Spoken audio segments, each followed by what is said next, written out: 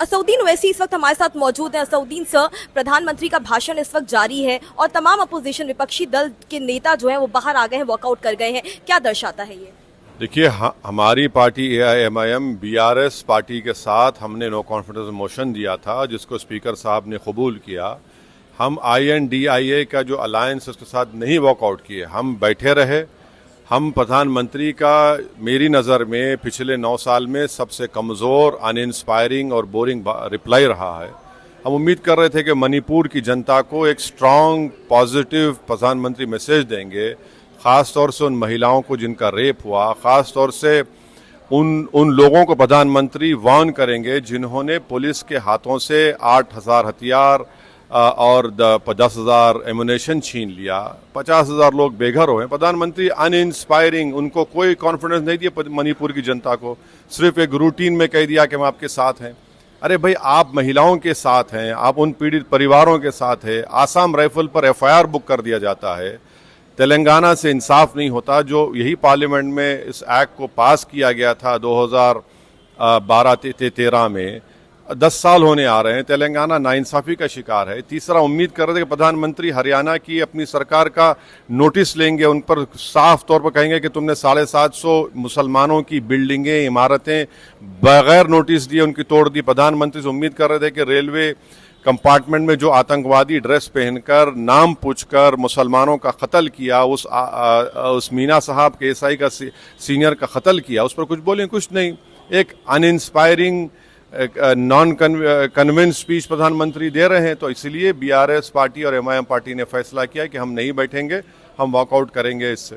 वैसे जी, एक और बात, प्रधानमंत्री ने लूट की दुकान की बात की, दंगों की दुकान की बात की। प्रधानमंत्री ने कहा गरीबों के लिए और किसानों के लिए आज तक कुछ भी नहीं किया गया, जो कुछ हुआ वो 2014 के बाद हुआ। आज देश में हाई इन्फ्लेशन है, सबसे ज्यादा अनएम्प्लॉयमेंट है, स्टैग्नेटेड कंजम्पशन है, और जिसकी वजह से महिलाओं में एनीमिया बढ़ रहा है। ये नेशनल फैमिली हेल्थ सर्वे की रिपोर्ट है। इस पर प्रधानमंत्री कुछ नहीं कहेंगे। हम उम्मीद कर रहे हैं कि प्रधानमंत्री कुलभूषण को लाने की बात करेंगे। जो कतर में हमारे 8 नेवी के लोग, जो एक्स रिटायर्ड नेवी के लोग जो 1 साल से जेलों में है, उसके बारे में कुछ कहेंगे। प्रधानमंत्री बोल रहे नहीं है इसके ऊपर। असल मुद्दे तो ये रहे हैं, प्रधानमंत्री उस पर दूसरी कहानी सुना रहे। ऐसा देखिए, हम पार्लियामेंट को आए हैं तो ऐसा इसलिए नहीं आए कि हम प्रधानमंत्री जो कहानी सुना रहे मुगल आजम की उसको सुनेंगे।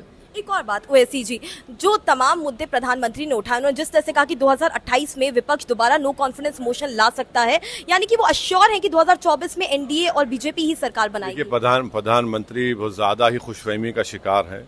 प्रधानमंत्री जमीन पर जो चीजें तब्दील हो रही हैं उससे बाखबर नहीं है। प्रधानमंत्री नौजवानों में जो तकलीफ है, किसानों में जो बेचैनी है, और महिलाओं में जो खून के आंसू रो रहे हैं महंगाई की वजह से, प्रधानमंत्री से बाखबर नहीं है। प्रधानमंत्री को खबर हो जाएगी, और जब उस वक्त तक खबर होगी बहुत देर हो जाएगी। जो गरीब तबका कल तक BJP के साथ था, आज उनको छोड़ रहा है, वो डिस्टर्ब है इन तमाम चीजों से। एक आखिरी सवाल, क्या आप मानते हैं कि मणिपुर पर अश्योर करने में विफल रहे आज? बिल्कुल बिल्कुल। प्रधानमंत्री एक रूटीन तरीके से कह दिया कि कल होम मिनिस्टर ने इसका जवाब दिया। अरे आप देश के प्रधानमंत्री हैं, BJP में कौन है? BJP में सिर्फ मोदी है। मोदी को जवाब देना चाहिए था। उन पीड़ित परिवारों को एक स्ट्रांग मैसेज देना चाहिए था कि मैं आपके साथ खड़ा हूं।